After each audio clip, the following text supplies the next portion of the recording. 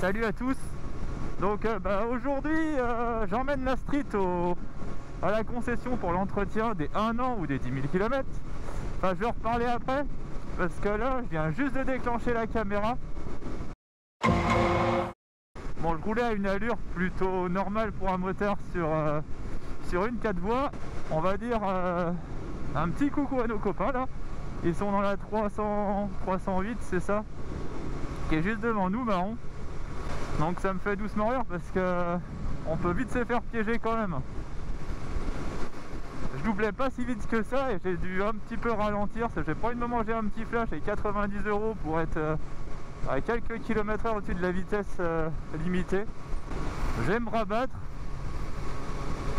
et vous allez voir, c'est quand même super discret. Lui il l'a repéré au dernier moment. Alors, regardez. Alors, je pense que je zoomerai au montage, mais vous avez le petit rectangle, enfin le petit carré en partie haute de la lunette arrière. Et à part ça, franchement, vous pouvez pas du tout. Alors, regardez. Bon, là, je suis bien derrière. Je vais les doubler. Alors, faire un petit coucou.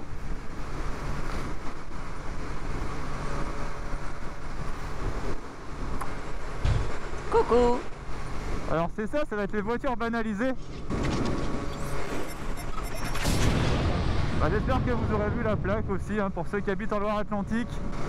Mais c'est vraiment un attrape-nigo ce truc là encore, ça m'énerve.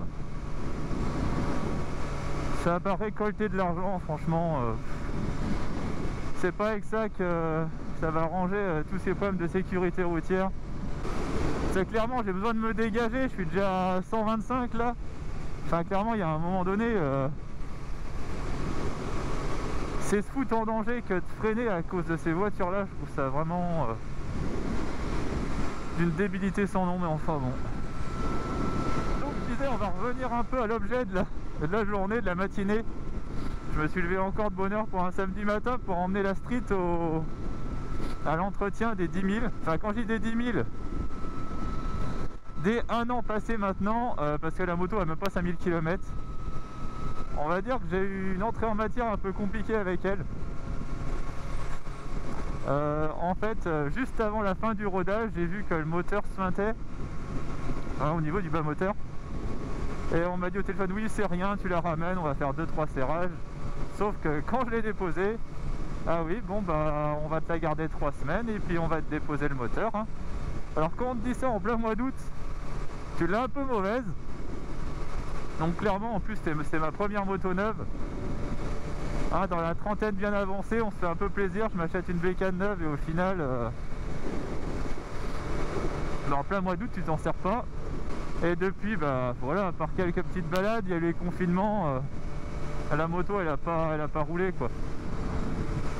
Aujourd'hui, si on a le temps aussi, parce que le temps le permet un peu. Donc moi je pensais aller essayer la RS 660 après. Ah ça venait. Donc je vais quand même le tenter parce que de toute façon à un moment donné l'hiver il est vraiment pourri. Et j'ai vraiment envie de rouler un peu. Donc on va essayer de se faire un peu plaisir aujourd'hui. Ouais, donc du coup j'avais demandé à ce qu'on me prête une moto pendant l'entretien. Et on me donne une T120 Black comme je disais tout à l'heure, donc c'est plutôt cool. Bon après, hein, faut aimer le style néo-rétro. Mais moi je trouve ça assez stylé quand même.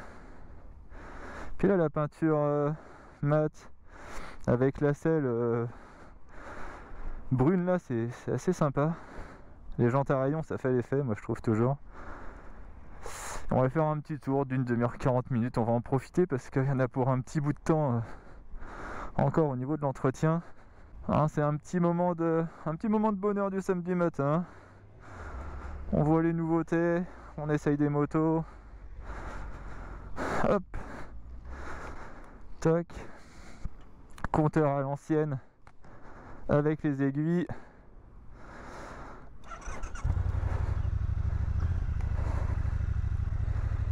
On est sur les pots d'origine. Allez hop. Alors ce qui est un peu déroutant au début, ouais, c'est qu'il ne faut pas chercher les cale-pieds à l'arrière de la moto. Ils sont carrément à plat. Déjà on est bien assis. Si on se met bien droit, on a les bras bien tendus.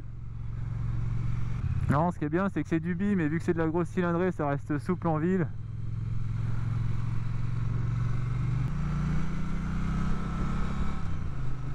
Ouais, c'est génial. Non, et puis niveau esthétique, c'est plutôt bien. On a un réservoir qui est assez fin quand même. On a les pads pour venir s'accrocher les cuisses. Le compteur est bien placé, il est bien en position de hauteur. Et non, et puis même les clignotants avec les supports un peu style aile d'avion là, je trouve ça sympa. Alors niveau freinage, alors le frein au pied un peu bizarre calé sous le carter.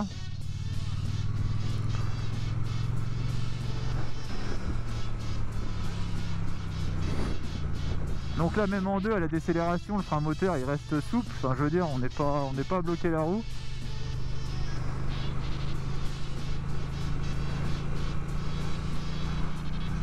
Ouais, c'est chouette.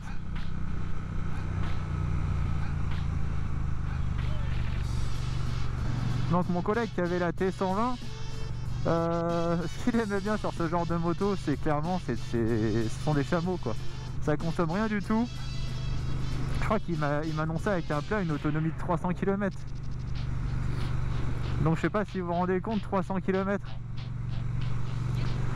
Avec la street en tirant dessus, on est quoi? On est à 200 km, même pas, et ça, avant d'avoir le témoin de réserve qui s'allume. Donc 300 km avec des T100 ou T120, c'est juste sympa.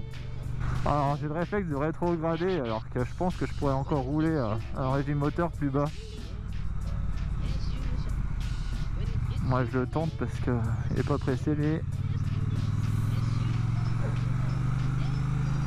Ouais, franchement ça se bascule, enfin, c'est tellement simple.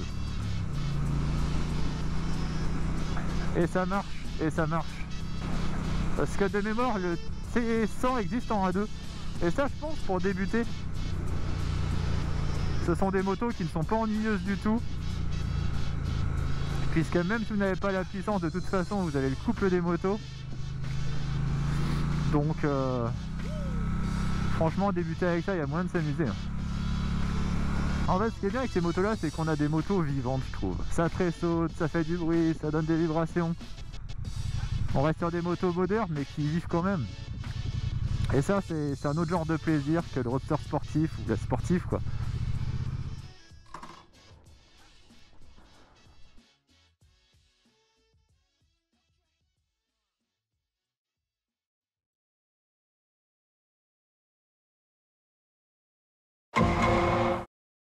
Ouais. Tu restes bien juste Pardon. Tu dépasses pas les 7000 quoi. 7000. Bon après... De toute façon t'es en 35 kW. Ouais c'est les A2 de toute façon, c'est pas grave. Ouais. Une demi-heure? Ouais. Ouais.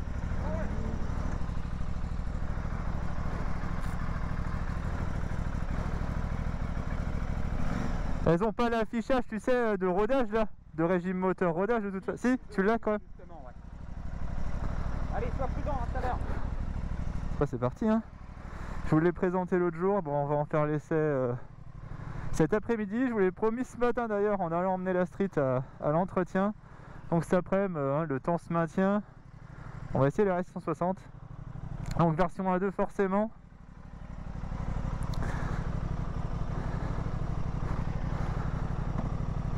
Donc c'est parti, premier tour de roue.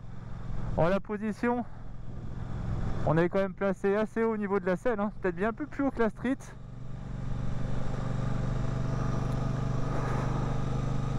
Au niveau des guidons, des demi-bracelets, ils sont quand même hauts, hein. On n'est pas en position sportive.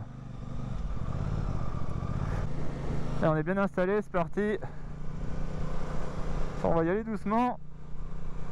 Ça, je crois qu'elle a que quelques kilomètres, hein. Elle est toujours en rodage. Enfin, c'est passé les 7000 tours. Il y a encore plein de vent super aujourd'hui. Ouais, ça vibre un peu. Elle a une belle sonorité déjà. Alors franchement, ça reprend bien.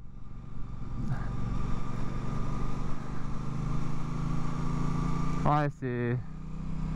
De toute façon, c'est un vélo, hein.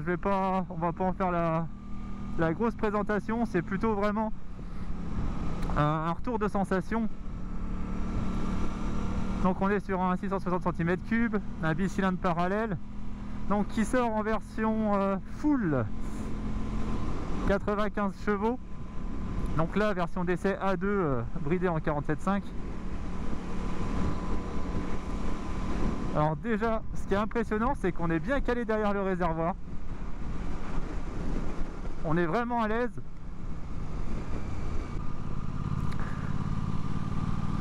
Ah, donc je disais, on est super bien assis. La position est pas du tout fatigante. On n'est pas du tout en appui sur les bracelets. Bon, après j'avais déjà fait la présentation l'autre jour, l'affichage, hein, on a le même affichage que sur les tonneaux.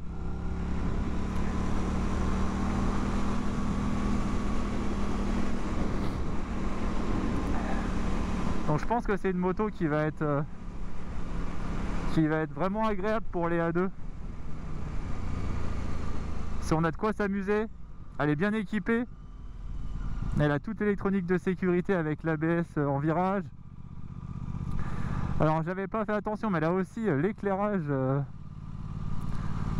donc en virage. Alors en troisième, ouais, c'est magique quand même. Bon, je crois que je vais faire un tour de rond-point pour rien. Voilà, après ça broute pas, c'est hyper agile. Enfin, c'est confortable pour un A2. Il y a vraiment moyen de s'amuser avec ça.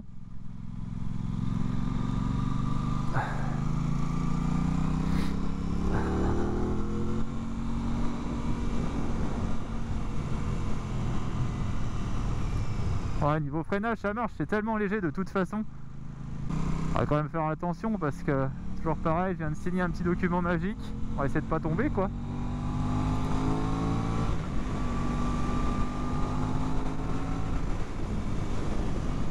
Ouais, on voit que c'est super joueur. Ouais, cette sonorité quand même. En fait, c'est vraiment une machine à donner le sourire. Donc ouais, c'est une moto qui se veut sportive, mais en même temps qui peut être utilisée tout le long de l'année pour aller au travail, faire des balades. Elle n'est pas du tout fatigante. Même sur une route un peu défoncée, là, comme celle-ci, ça va. Quand je suis parti chez Triumph, pour emmener donc ma street à l'entretien, je suis rentré dans la concession et clairement je suis passé à côté de quoi? De la Trident. Et j'ai été voir le vendeur et je lui ai clairement dit la Trident vous l'avez reçue? Bah oui, elle est dans le hall. Je suis passé à côté sans la voir. C'est là où au final les fabricants font des motos assez aseptisées pour plaire au plus grand nombre, mais je trouve ça dommage parce que la Trident, elle est pas moche comme moto, mais en même temps on n'est pas bluffé en la voyant. C'est quelque chose d'assez neutre, contrairement par exemple à Yamaha avec les MT-07 et MT-09 qui, comment dire, jouent plutôt dans quelque chose de plus futuriste, plus marqué. Et Aprilia qui reste dans la sportivité, dans des lignes tendues sportives et avec justement la signature lumineuse devant avec l'optique avant qui est juste somptueux. Et je pense que ça peut démarquer un premier achat quoi. Après c'est le niveau tarif, on est quand même sur une machine à 11 000 €. Donc je ne sais pas si les jeunes permis, enfin quand je dis jeunes, même en termes d'âge, pourront se permettre d'acheter une telle moto et pourront se rabattre plutôt sur une MT-07 ou voir une Trident.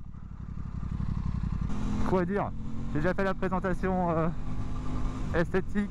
Bon, au niveau technique ça marche bien quoi, enfin, on va pas revenir. Ouais, là la route est vraiment abîmée. Enfin, on sent que Les suspensions marchent bien, elles font leur job.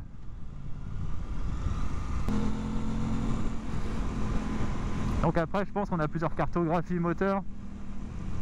Enfin comme sur toutes les petites sportives de maintenant, hein, je vais pas en faire le détail. Il y a le régulateur aussi. C'est pour ça qu'on est vraiment sur un mid-size qui est... D'ailleurs mid-size c'est un peu étrange de la faire rentrer dans ce segment là puisque ça reste une grosse 600 au final. Puisqu'ils ont pris en gros je pense la moitié du RSV4 en l'allégeant un peu plus. Mais c'est vrai que ça reprend en troisième.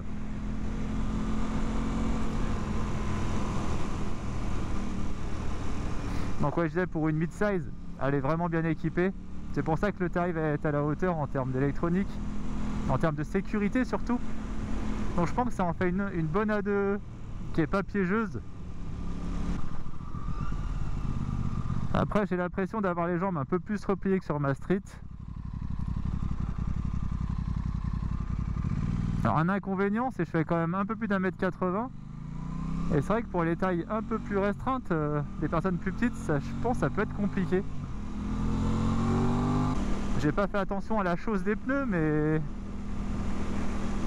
je sais pas si on est sur des super Corsa, mais ça marche vraiment très bien. Non, c'est pas une bonne chose. Je crois qu'on va faire demi-tour, j'arrive dans un corps de ferme. La route elle est dégueulasse, il y a du gravier, c'est pas le moment. Bon, je vais faire demi-tour en bas.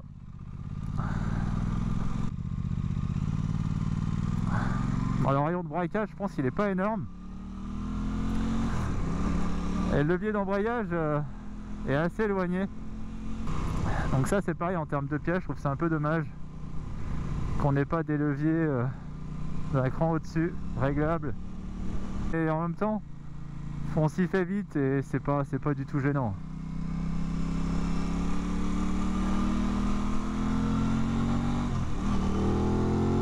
Ouais, c'est vraiment un petit jouet. On va la ramener, on l'a pas cassée. Ouais, voilà. Un exemple type. C'est dommage. Là, j'essaye de braquer pour rentrer, je me tape l'avant-bras dans le réservoir.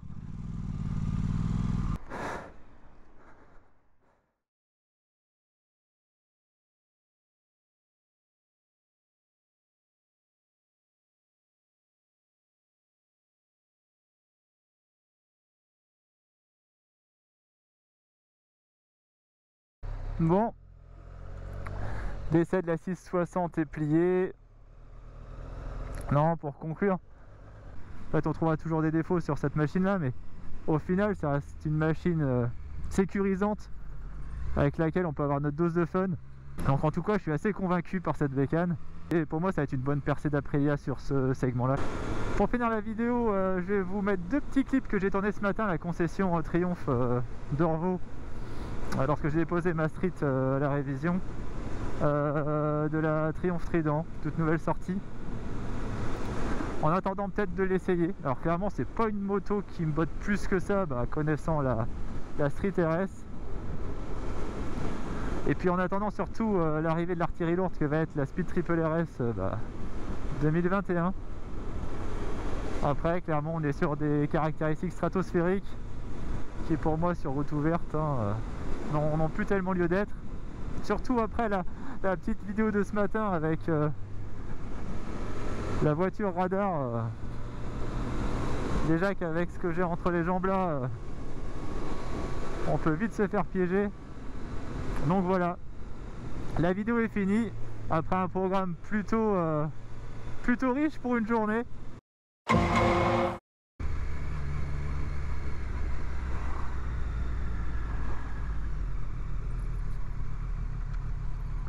Et regardez donc ce qui passe devant, la Rush. Bon je sais pas ce que vous en pensez, mais je crois que je vais le suivre. Hein. Comme quoi, la caméra, faut vraiment jamais l'éteindre.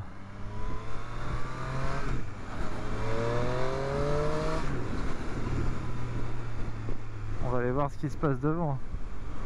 Parce qu'une MV Agusta brutale 1000 Rush, comment te dire, on n'est quand même pas sur une MT-07.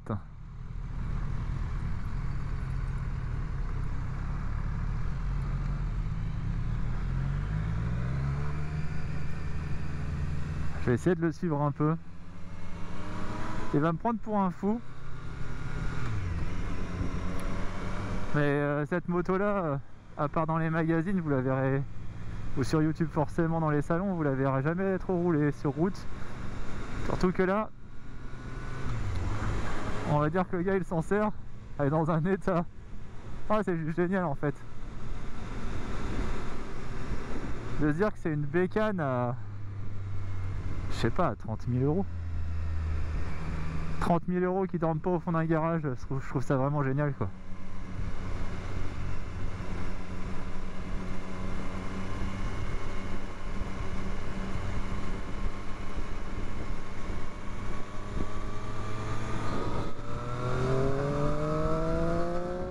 Donc sur ces mots, je vous dis à très bientôt dans une prochaine vidéo. Je vais essayer d'en faire un peu plus souvent maintenant, hein, pour que la chaîne justement soit référencée. Ça serait sympa. Et faites attention à vous sur la route en cette période d'hiver bien sale. Essayez de profiter un peu de vos motos. Allez, tchuss.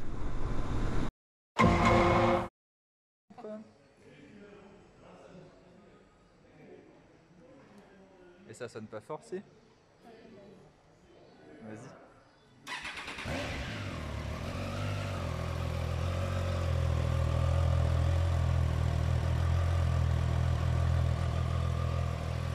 Ah, ça va?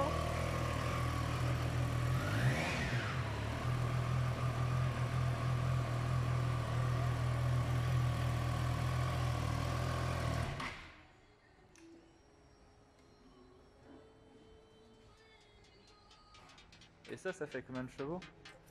81 aussi. Ouais. Là, le début,